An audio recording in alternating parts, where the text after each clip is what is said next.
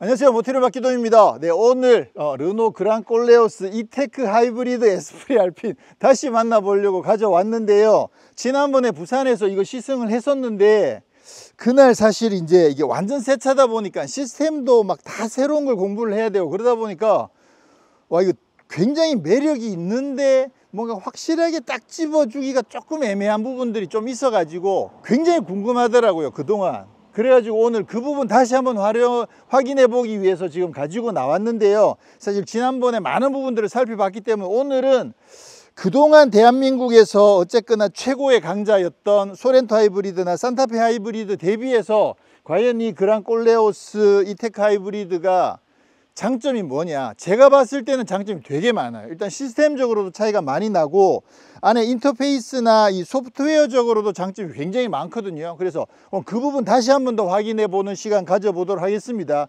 기본적으로 이게 시스템 자체가 얘는 투모터 하이브리드 시스템이잖아요. 그래서 지난번에도 사실 시승하면서 계속 살펴봤는데 뭔가 조금 애매하게 이해가 안 되는 부분이 있었던 거 이번에 확실하게 좀 알 것 같아요. 그리고 이 차의 장점, 일반 시내 도로에서 주행할 때 스마트 크루즈 컨트롤이랑 차로 유지하는 거, 이거 제가 봤을 때 현대기아보다 훨씬 더 매력이 강합니다. 그리고 무엇보다도 아리아 불러서 인터페이스를 쓰는 거, 그 부분에서도 장점이 확실히 있어요. 그래서 오늘 그 부분들 좀 중점적으로 한번 다시 살펴보도록 하겠습니다.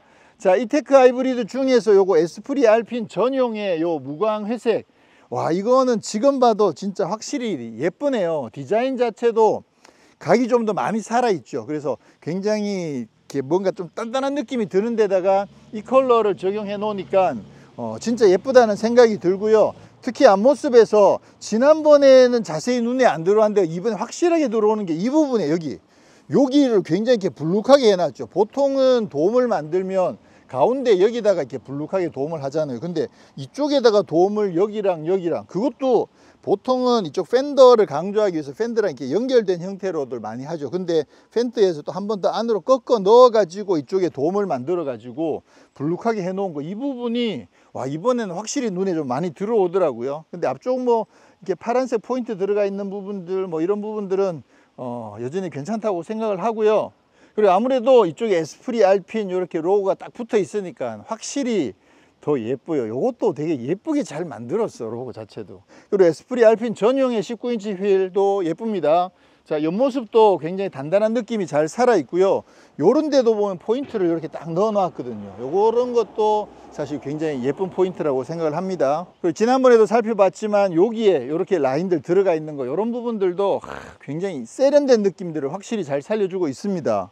자, 이거 엔진룸 열 때 후크 어디 있는지 이런 거 찾을 필요 없습니다. 모양 빠지게 그냥 이렇게 들어 올리시면 돼요. 가스리프트도 적용이 돼 있죠. 요거 이제 BMW가 사실 제일 먼저 썼잖아요. 안쪽에 있는 그 후크 레버를 두 번 딱딱 당기면 후크까지 완전 해제되는 거, 요거 이렇게 바로 들어 올리면 되도록 이렇게 잘 해놨습니다. 자, 말씀드렸듯이 가솔린 1.5 터보의 하이브리드인데요. 가솔린 1.5 터보는 소렌토 하이브리드의 1.6 가솔린 터보보다 출력이 좀 낮죠. 그렇긴 하지만 전기 모터가 여기는 두 개가 적용되어 있는데 그 중에 하나가 구동에 직접적으로 개입을 하거든요. 구동을 담당하는 전기 모터가 100kW, 136마력이 되잖아요. 그러니까 이게 전기 모터가 하이브리드인데 사실 굉장히 강력한 전기 모터가 들어있다는 게 그게 첫 번째 장점이고요. 그러니까 이게 실제로 시내에서 지난번에는 이렇게 시승 행사여 가지고 막 급하게 막 이동하고 하느라고 이게 미세하게 이게 어떤 느낌인지를 사실 좀 캐치를 잘 못했거든요. 왜냐면 막 흐름에 맞춰서 빨리빨리 막 이동해야 되다 보니까. 근데 이번에 이 차를 받아 가지고 시내에서 조금 타보는데 와, 전기 모터가 엄청 강력해요. 생각보다 엑셀을 살짝 밟았는데 자꾸 훅훅 나가는 느낌이 좀 너무 민감한 거 아닌가 라는 느낌이 들 만큼 일단 강력한 전기 모터가 적용이 돼 있어 가지고 전기 모터로 주행하는 비중이 굉장히 높아요. 이게 그 보도자료 상에서는 시내에서 전기 모터로만 주행하는 게 막 70% 이렇게 이야기를 하거든요. 그게 뭐냐면, 자, 이게 하이브리드잖아요. 하이브리드라는 거는 가솔린을 집어넣어 가지고 그다음 일반적으로는 회생제동으로 만들어진 전기를 다시 쓰는 거거든요. 그러면 그렇게만 해가지고는 시내 주행에서 전기로만 70% 주행할 수가 없어요. 그럼 불가능해요. 물리적으로 안 돼요. 회생제동만 가지고 그렇게 주행할 수가 없죠. 그렇게 하면 회생제동만 가지고 쓴다 그러면 전기로 주행하는 게 불과 한 10%, 20%, 30% 많아봐야 그 정도밖에 안 되거든요. 근데도 전기로 주행하는 게 70%가 넘는다는 건 뭐냐 하면 시내 주행할 때 힘이 사실 그렇게 많이 고속으로 주행하지 않잖아요. 그래서 전기를 그 두 번째 전기 모터 있잖아요. 발전용 전기 모터. 그 발전용 전기 모터를 수시로 돌려 가지고 배터리에 충전을 해 주는 거예요. 이 시내 주행을 전기로 주행하고 있는데도 엔진을 깨워 가지고 전기 모터, 발전용 전기 모터를 돌려서 전기를 만들어서 배터리에 넣어 주면, 그러면 그때 이 엔진은 뭐냐면 예전에 쉐보레 볼트 같은 경우에 그 레인지 익스텐드형 하이브리드라고 이야기 했었잖아요. 그러니까 기본적으로 전기 모터로 많이 가는데 엔진을 깨워 가지고 엔진은 충전용으로 쓰는 그런 용도로 썼었는데, 이 차도 그 역할을 많이 해주는 거죠. 그러다 보니까 시내 주행에서는 전기로 주행하는 비중이 많이 높긴 한데, 근데 어차피 엔진을 깨워 가지고 발전은 해야 되잖아요. 그러면 뭐 어차피 기름은 쓰긴 하잖아. 근데 이제 그게 그 엔진을 깨워 가지고 이게 엔진이 나름 효율이 좋을 정도로만 굴리면 되는 거거든요. 그렇게 굴려 가지고 발전을 하기 때문에 나름 그 기름을 쓰는 데 있어서도 굉장히 좋은 효율을 내면서 전기를 만들어서 전기차처럼 주행을 하더라. 그러니까 실제로 전기 모터로 구동은 하지만 엔진은 깨어 있는 그런 상황들이 많이 발생을 합니다. 시내에서는. 그래서 그거는 그 70%다. 그거는 그렇게 이해하실 필요가 있어요. 어쨌거나 그렇게 해서 뭐 연비도 소렌토 하이브리드 대비 조금 더 잘 나오기도 하고 그런 부분들 상당히 반갑죠. 네. 네, 인테리어는 지금 봐도 정말 세련됐습니다. 특히나 이게 에스프리 알핀 트림이다 보니까 여기도 다 이렇게 알칸타라를 넣어 가지고요. 굉장히 고급스럽게, 파란색 스티치도 상당히 고급스럽죠. 무엇보다 모니터가 2개가 이렇게 연결되어 있으니까, 아니죠, 3개가 이렇게 쭉 나열이 되어 있으니까 현대적인 느낌도 상당히 좋고요.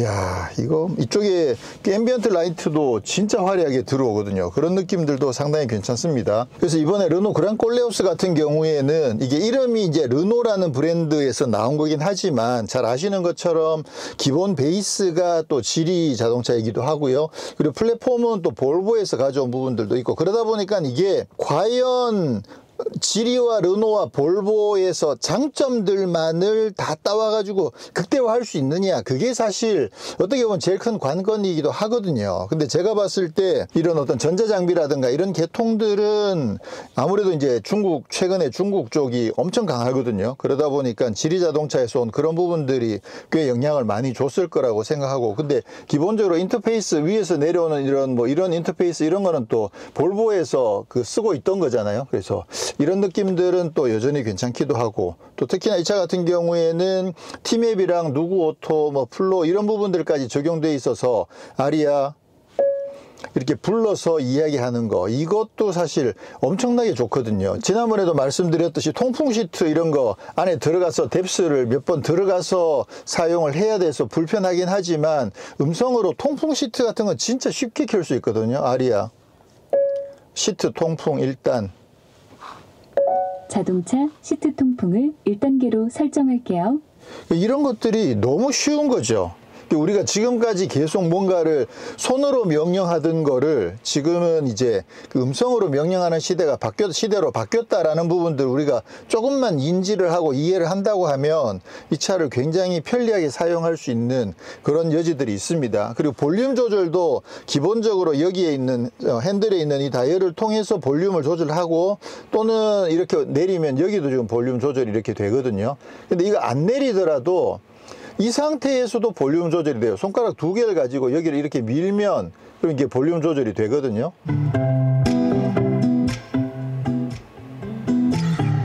그렇죠. 그렇죠. 이게 그 제스처를 이 화면에서 손가락 가지고 손가락 한 개로 뭐 좌우로 미는 거, 위아래로 올리는 거, 손가락 두 개로 하는 거, 세 개로 하는 거에 따라서 다양한 명령어들을 넣을 수가 있습니다. 그리고 위치도 여기를 하느냐, 중앙을 하느냐, 이쪽 오른쪽을 하느냐, 어떤 쪽이냐에 따라서 그 명령어들이 조금씩 다르게 적용이 되거든요.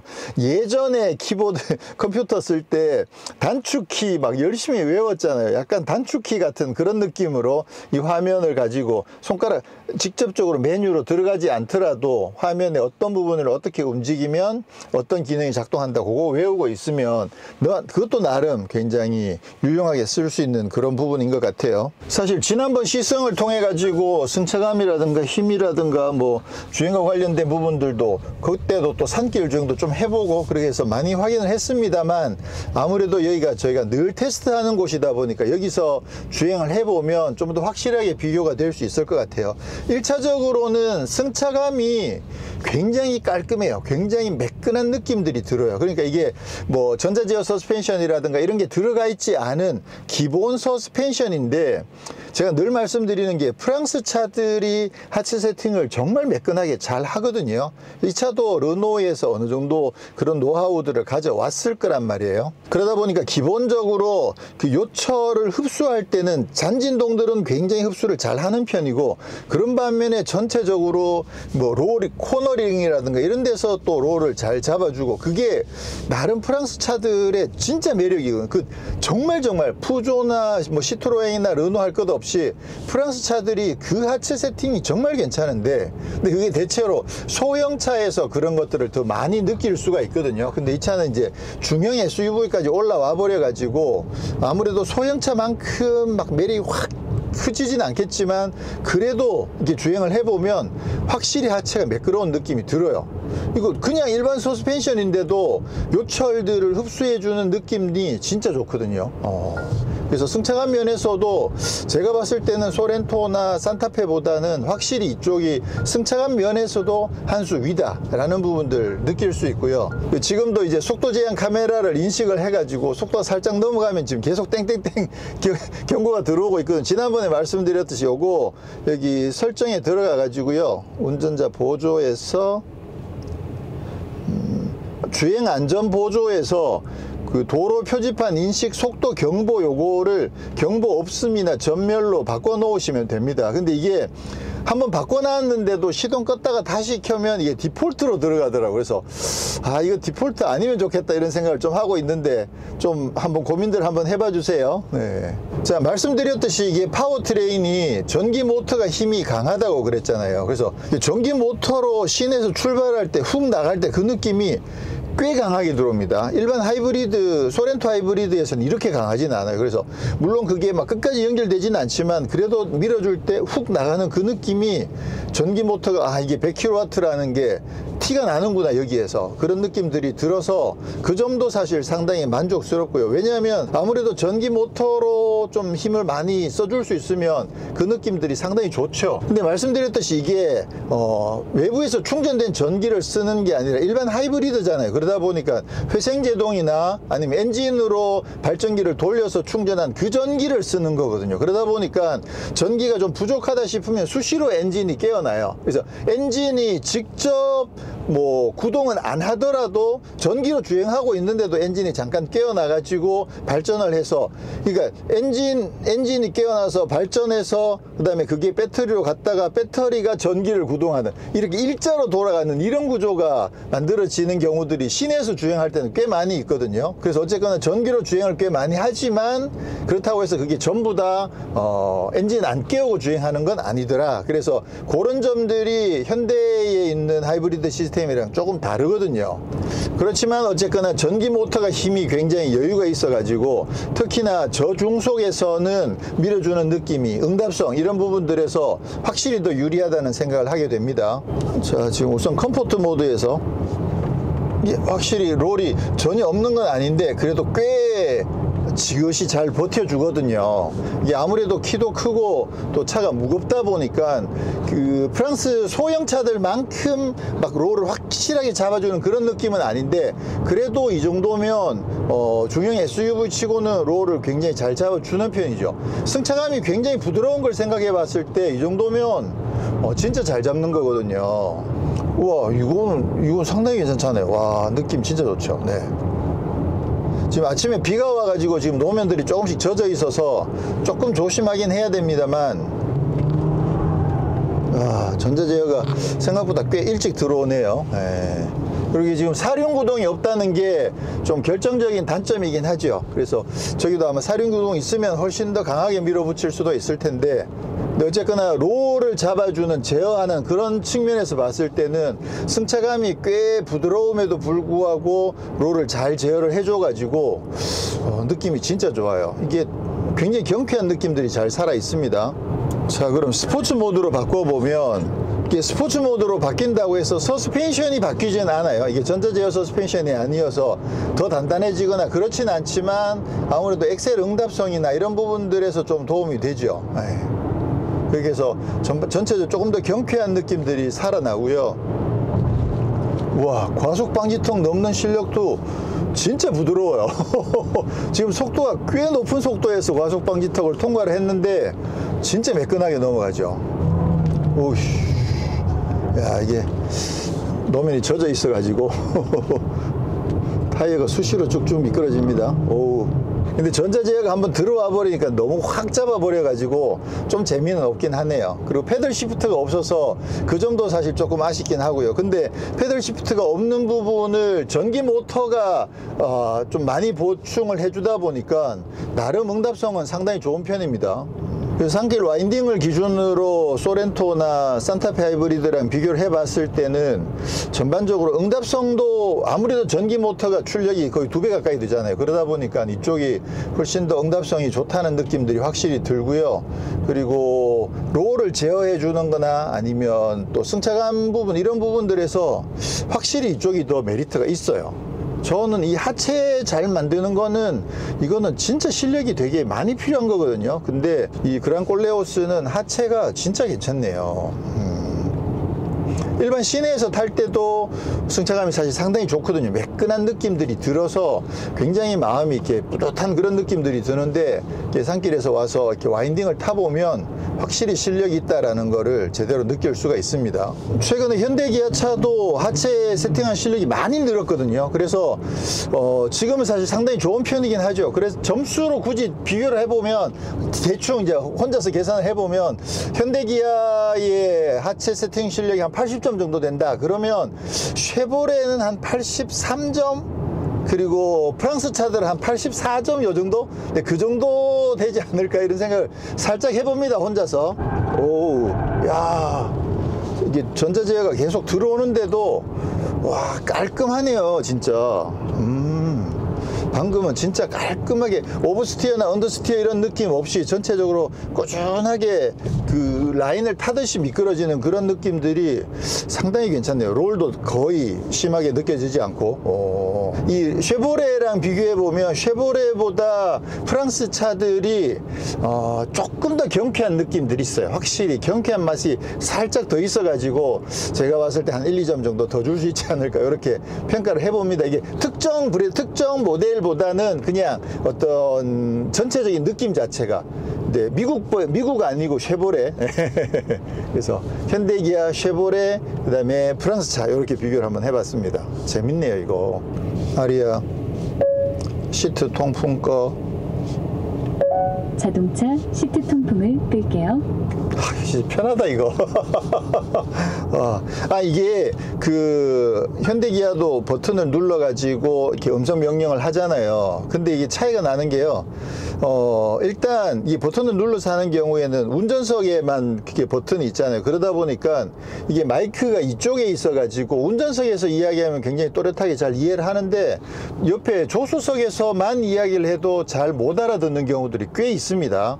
그래서 그 내비게이션 주소 같은 거 입력할 때 보통 이렇게 제 옆에 동반에 계시는 분이 주소를 알고 있어. 그리고 검색을 해봤어. 그래서 버튼을 꾹 눌러가지고 주소를 이 사람이 이야기를 해주면 이해를 못하는 경우들이 생겨요. 제가 이야기하면 주소를 정확하게 인지를 하는데 옆에서 이야기하면 음성이 잘 안 들어가는 경우들이 있거든요. 근데 이거는 여기서 이야기하나 뒷좌석에 이야기하나 되게 잘 알아들어요. 마리아 서울역 몇 번째 장소로 갈까요? 1번 서울역까지 티맵 추천 경로로 안내를 시작합니다. 그래서 그런 부분도 어떻게 보면 장점이죠. 이게 버튼 누르는 것보다 야 버튼 누르는 거나 뭐 말로 부르는 거나 큰 차이 있어? 라고 하실 수 있지만 음성으로 부르는 게 확실히 더 편합니다. 네, 여러 가지 면에서 봤을 때. 그리고 음악은 지난번에 뭐 확인했습니다만 그 음성으로 부르고 또 플로우랑 연결돼 있어서 보스 오디오를 통해서 나왔을 때 생각했던 것보다 지금까지 들었던 보스에 비해서는 굉장히 풍성한 느낌들이 잘 살아 있었거든요. 그래서 그 점도 사실 상당히 반가웠죠. 네. 지금 이게 배터리가 얼마가 충전되어 있는지를 보여주는 게이지가 없거든요. 그래서 지금 확실하진 않은데 일단 지금 산길을 주행하고 막 내려온 상황이어서 이 상태에서 그냥 전기로 주행을 얼마나 가는지 대충 한번 해볼게요. 네. 지금 방금 주행을 리셋을 했고요. 말씀드렸듯이 이게 전기 모터가 출력이 100kW나 되다 보니까 꽤 깊이 밟아도 엔진이 살아나지 않고 주행을 잘 해줍니다. 이게 하이브리드 모델이라 배터리 용량이 막 10, 20, 50 이렇게 올라가지 않거든요. 그래서 지금 1.64kWh가 장착되어 있는데요. 이 정도 급의 일반 하이브리드 모델 기준으로는 그래도 제일 대용량의 배터리가 장착되어 있는 건 맞습니다. 지금 한 2km 정도 주행을 했는데 지금 엔진이 켜졌네요. 네. 한 2km 정도 전기로만 주행을 했는데 지금 아직 속도가 높진 않지만 이제 아무래도 이제 배터리가 다 돼 버리다 보니까 엔진을 켜가지고 배터리로 충전을 좀 해주고 있었거든요. 잠깐. 예. 그러면서 지금 다시 이제 전기로 가고 있는데 아무래도 이게 배터리 용량이 뭐 엄청 높진 않지만 그래도 전기로 꽤 주행을 꽤 해주고요. 그리고 상황에 따라서 전기로만 가속하는 것도 속도도 꽤 높이까지 가속이 되거든요. 근데 이 차 같은 경우에는 배터리를 어느 정도 쓸 때까지는 엔진을 안 깨우는 게 아니라 자기가 그냥 충전을 하고 싶다라고 충전을 하면 좋겠다라고 생각할 때 수시로 엔진을 깨워서 엔진이 구동은 안 하지만 또 배터리 충전을 수시로 해주거든요. 그러다 보니까 이게 그냥 전기만 가지고 이렇게 쭉 가속하는 상황을 계속 유지하기가 쉽진 않은데 지금 시속 70km죠. 70km가 넘어가는데도 지금 전기로 계속 가속이 되거든요. 이런 점들이 상당히 좋죠. 근데 지금 시속 70km가 조금 넘었는데 앞에 만약에 이제 카메라가 있잖아요. 그러면 카메라가 시속 70km 카메라가 뜨잖아요. 제가 80km로 주행을 하고 있는데 만약에 카메라가 뜬다. 그랬을 때는 그냥 스마트 크루즈 컨트롤 버튼 한 번만 눌러주면 그러면 해결이 돼요. 뭐냐면 자동적으로 시속 70km에 맞춰서 얘가 세팅을 해주고 그다음에 유지를 해주는 거죠. 지금 카메라를 통과하고 있는데 70km로 통과를 해주는 거야. 제가 80km로 주행을 하고 있다가도 시내에서 주행할 때 이런 상황은 꽤 많습니다. 시내 도로가 보통 시속 50km 도로인데 보통 한 50km 넘어서 60km 정도로 막 주행들을 하거든요. 그러다가 카메라 경고가 딱 뜨면 속도를 줄여가지고 그 50km 맞춰서 이렇게 속도를 유지를 해줘야 되잖아. 근데 이거는 그 유지하는 거 꽤 귀찮은데 이때는 그냥 스마트 크루즈 컨트롤 버튼만 한번 딱 눌러주면 내가 지금 시속 뭐 60km 가까이 주행을 하고 있는 상황에서도 스마트 크루즈 컨트롤 세팅을 얘가 알아서 50으로 세팅을 해줘요. 그 상태에서 엑셀과 브레이크 발을 다 놔버리면 지가 알아서 속도를 쭉 줄여가지고 50km를 유지를 해서 카메라 밑을 통과해 주거든요. 이거 시내에서 진짜 편해요. 제가 이거 없는 상황에서 시내를 많이 달려보면 진짜 카메라 나올 때마다 그 속도 맞춰서 그 유지하는 게 물론 이제 차가 많아가지고 속도가 많이 안 높을 때는 큰 문제가 없는데 좀 이른 아침이나 차들이 별로 없는 시내 다닐 때는 아무래도 50km를 넘기게 되거든요. 그럼 막 60km 정도로 가고 있다가 카메라 띵 나오면 그 50km 맞추느라고 이렇게 막 신경을 써야 되잖아요. 그랬을 때 이 차 같은 경우에는 그거 신경 쓰지 말고 그냥 버튼만 한번 딱 누르면 그러면 지가 알아서 속도도 유지해주고 속도도 맞춰주고 이거 진짜 편하고 좋아요. 그러면 현대기아 차 같은 경우는 어떻게 돼 있느냐, 그 차는 만약에 내가 60km로 가다가 50km 카메라가 나타났어. 그러면 스마트 크루즈 컨트롤 버튼을 누르면 그러면 지금 현재 주행하고 있는 속도로 세팅이 된단 말이야. 그럼 그걸 다시 50으로 맞춰줘야 돼. 맞춰주는 과정이 한 번 더 필요하거든요. 근데 이 차는 그거 필요하지 않고 그냥 이 상태에서 버튼 한번 딱 누르면 지금 여기가 50km 도로여서 시속 50km로 자동으로 세팅이 됐거든요. 그러면서 스마트 크루즈 컨트롤이랑 차로 유지를 같이 해주고 있어요. 근데 만약에 내가 50km가 주변 차들이 많이 빨리 달리니까 그래서 속도를 조금 더 올리고 싶으면 그냥 이 상태에서 그냥 엑셀을 밟아주면 돼요. 그러면 스마트 크루즈 컨트롤 속도는 유지가 된 상태에서 차로 유지가 돼 있고 속도는 올라가는 거거든요. 엑셀을 밟으니까 속도를 올려줘요. 근데 차로 유지가 된다는 거지. 그러니까 나름 이거 응용을 하려고 하면 여러 가지 면에서 굉장히 편리하고 좋아요. 이렇게 가다가도 엑셀에서 발을 떼면 그러면 앞차를 따라서 정차까지 또 해주거든요. 이거는 진짜 편하고 좋아요. 확실히 현대나 기아 쪽보다 이게 확실히 더 편해요. 버튼 한 번만 딱 누르면 바로 해결된다는 거. 그래서 이게 엑셀 브레이크를 밟아버리면 이게 또 잠깐 해제가 되잖아요. 그리고 리줌 버튼 없이, 지난번에도 말씀드렸듯이 리줌 버튼 없이 그냥 스마트 크루즈 컨트롤 누르면 아까 50km에 세팅을 해놨다가 지금 앞에 30km 도로거나 아니면 60km 도로로 바뀌었더라도 버튼 한번 누르는 순간 바로 지금 도로 60에 맞춰서 또 세팅을 해주기 때문에 이거 진짜 편하고 좋아요. 와, 이거는 현대기아도 도입을 꼭 해야 되는 그런 기능이라고 생각합니다. 와, 이거 진짜 좋습니다. 이거 지금 앞차 출발 알림도 이 차에도 적용되어 있습니다. 그래서 앞차가 출발했습니다 라는 걸 자동으로 알려주고요. 지금 좀 전에 시속 30km로 세팅되어 있었는 상태에서 지금 그냥 엑셀을 조금 밟아서 속도를 내고 있거든요. 근데 좀 전에 방금 시속 50km 구간을 통과를 했어요. 그러다 보니까 자동으로 지금 50km로 바뀐 거죠. 그러면 지금은 이제 그 엑셀 안 밟고 있어도 50으로 유지를 해주는 거고, 이 상태에서도 엑셀 밟아서 속도를 조금 더 내면 속도는 올라가지만 세팅은 50에 유지가 돼 있고 또 차로 유지도 또 되고 있는 상황이죠. 이거 시내 주행 진짜 편하고 좋다니까 이거. 와, 이건 진짜 대박이야. 이게 이렇게 편할 줄 진짜 몰랐어요. 저는 해보니까 이게 진짜 편하고 좋네. 이거는 진짜 널리 세상에 알려야 돼. 와. 물론 이거보다 더 좋은 방법들도 있긴 있겠죠. 이제 그 자율주행 쪽으로 더 가게 되면 그러면 좀 더 편하게 되긴 하겠지만 어쨌거나 지금으로서는 이 정도가 정말 괜찮다라는 생각을 합니다. 자, 그러면 그 그랑콜레오스의 장점들, 현대기아와 비교해서 장점들을 조금 정리를 해보면 첫 번째는 저는 이거라고 생각해요. 스마트 크루즈 컨트롤을 누르면 바로 도로 속도로 바로 맞춰줘 가지고 시내에서도 굉장히 자주 사용할 수도 있고 과속 카메라가 나타나더라도 자연스럽게 그 속도에 맞춰서 통과해 줄 수 있어서 저는 이게 제가 봤을 때는 엄청나게 큰 장점. 1등이라고 할 수는 있을까? 1등은 제가 봤을 때 승차감인 것 같고요. 승차감이 1등, 그 다음에 2등이 이거, 3등이 전기를 좀 더 많이 쓸 수 있어서 전기차에 가깝게 주행할 수 있다는 거. 근데 그거는 사실 중량은 연비거든요. 이게 완전 전기차는 아니니까 결국은 이제 중량은 연비인데 이게 전기차에 가깝다고 하더라도 결국은 배터리 충전하려면 엔진을 돌려가지고 충전을 해야 되기 때문에 그래서 결국은 연비인데 연비는 뭐 어쨌거나 소렌토나 산타페 하이브리드보다는 조금 더 높게 나오는 것으로 알고 있어서 그건 다음에 한 번 더 연비 테스트를 해보기로 하고요. 그래서 연비 그 부분도 사실 괜찮은 부분이고 그 다음에 또 장점이 아리아 이렇게 불러서 이야기하는 거. 그래서 이것도 진짜 편하고 좋아요. 특히나 저는 이제부터 이 차 만약에 제가 이 차를 타면 에어컨은 그냥 제가 손으로 안 만질 것 같아.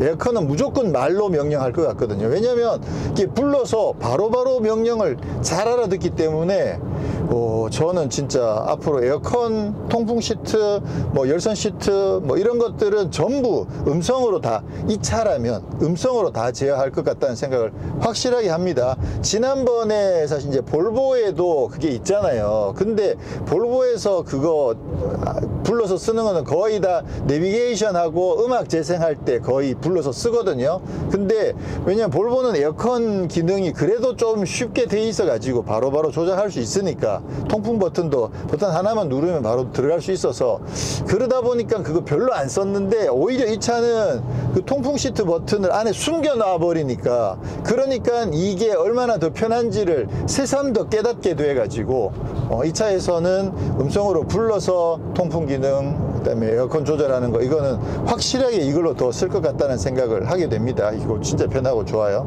그 외에는 뭐 디자인적인 부분들 뭐 또 보스 오디오도 상당히 괜찮고요. 그런 점들에서 장점이 있고 단점이라고 하면 일단 썬루프가 없는 거 이거 많이 아쉽죠. 그 외에 좀 아쉬운 것들은 이쪽에 글자들이 좀 작아요. 이 메뉴들이나 이런 부분들이 뭐 아이콘 이런 부분들은 괜찮은데 좀 들어가 보면 글자들이 조금 작은 거 조금 아쉽다는 생각이 들기도 하고 그 다음에 배터리의 용량이 충전된 용량이 얼마인지 그거 한눈에 확인이 안 되는 거 그런 부분들도 조금 아쉽기도 하고 그다음에 차선 변경 이 부분은 굉장히 잘 되어 있거든요. 그 고속도로에서 차선 변경하는 부분도 자동으로 바꿔주는 거 그것도 그 현대나 기아보다 차선 변경을 조금 더 빨리 해줘요.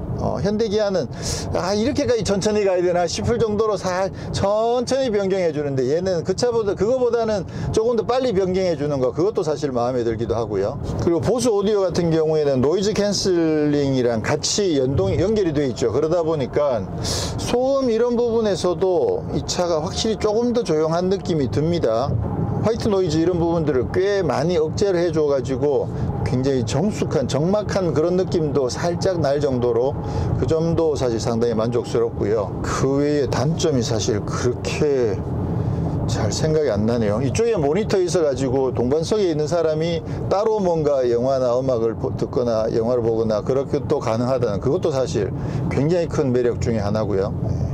전체적으로 경쾌함이나 이런 부분들은 뭐 소렌토 하이브리드나 산타페 하이브리드랑은 좀 비슷하다고 보고 근데 이게 전기 모터가 개입하는 순간 있잖아요. 이렇게 주행하고 있다가 이 상태에서 엑셀을 살짝 밟을 때 그때 전기 모터가 개입하는 그 순간만큼은 확실히 이쪽의 응답성이 좀 더 좋기도 하거든요. 그래서 전체적으로 이 차는 상품성이 굉장히 높아요. 사실입니다.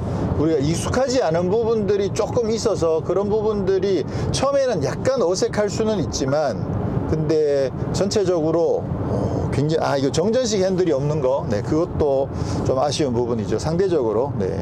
그 외에는 진짜 좋습니다. 이거.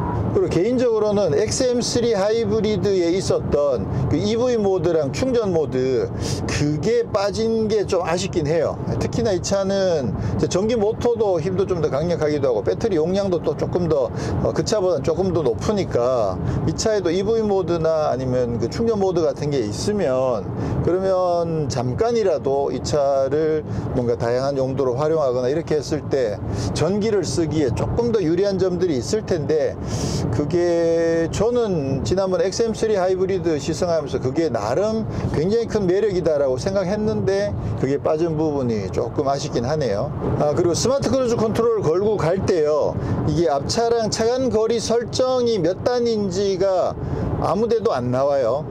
그래서 그것도 조금 아쉽긴 해요. 기본적으로 지금 몇 단에 설정돼 있다는 걸 알면 좀 좋겠는데 왜냐하면 내가 분명히 제일 짧게 설정을 해 놓은 것 같은데 근데 이게 보면 이게 몇 단에 설정돼 있지 그래서 꼭 확인을 몇 번 하게 되거든요. 그리고 이제 물론 당연히 시내 주행하다가 고속도로로 올라오든지 하면 또 속도가 좀 더 올라가든지 하면 그 설정 단계를 또 조금 늘리기도 하잖아요.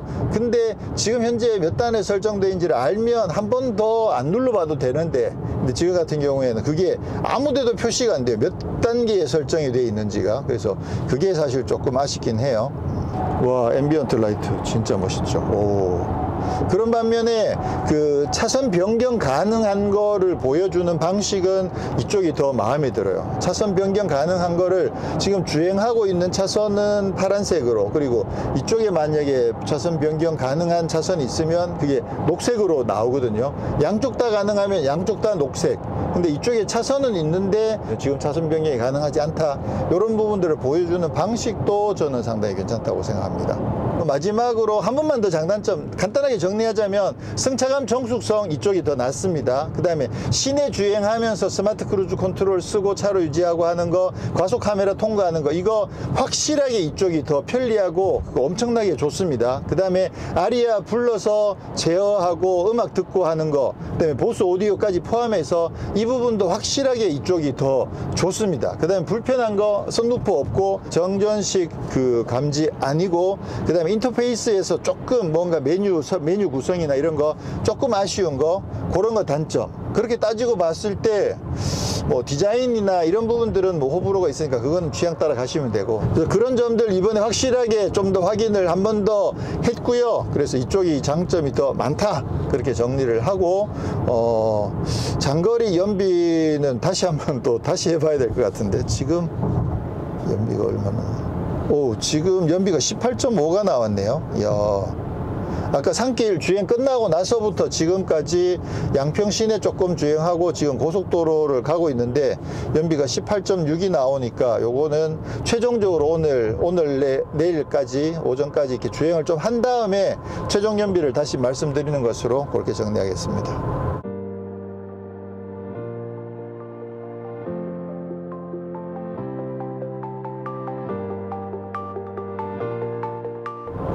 네, 전 다음에 다른 곳에서 다시 인사드리겠습니다. 고맙습니다. 확실히 자동으로 차선 바꿔주는 게 이게 더 빨라요. 현대기아보다. 그리고 지난번에도 말씀드렸는데요. 이거 자동으로 차로 변경하실 때 있잖아요. 이게 방향 지시등을 넣은 다음에 차가 이렇게 핸들을 감으려고 할 때 핸들을 살짝 잡아 주셔야 돼요. 힘을 살짝 주고 계셔야만, 그래야만 얘가 그 핸들을 계속 잡고 있다는 걸 인지를 해가지고 차선을 바꿔줍니다. 그리고 그 증강현실 내비게이션도 있는데요. 그것도 어떻게 보면 장점이긴 한데, 이 증강현실 내비게이션을 켜놓으면 목적지를 설정해 놓으면 그 헤드업 디스플레이에 전방으로 갈 때 앞쪽으로 계속 화살표가 계속 깜빡깜빡 계속 들어와요. 그래서 그거 좀 불편한 것 같아서 증강현실 내비게이션을 꺼버렸거든요. 그거는 조금 게으른 것 같아. 아직은. 야, 이게 타면 탈수록 승차감의 점수를 많이 주게 되네요. 좋아요.